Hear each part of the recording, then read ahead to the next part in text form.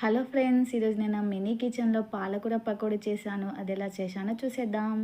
అందంగా ఉంది తన వెంటే 10 మంది పడకుండా చూడు అని నా మనసంటుంది. తమకే తెలియంది నా తోడై ఒకటుంది, మరెవరో కాదండి అది నా నీడేనండి. నీతో నడిచి దానికి అలుపొస్తుందే జానకి.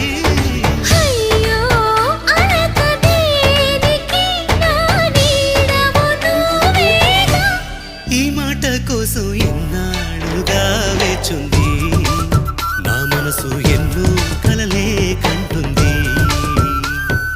బొమ్మను గీస్తే నీలా ఉంది, దగ్గరకొచ్చి ఓ ముద్దిమ్మంది. ఆహాహాహా. సల్లే పాపం అని దగ్గరికి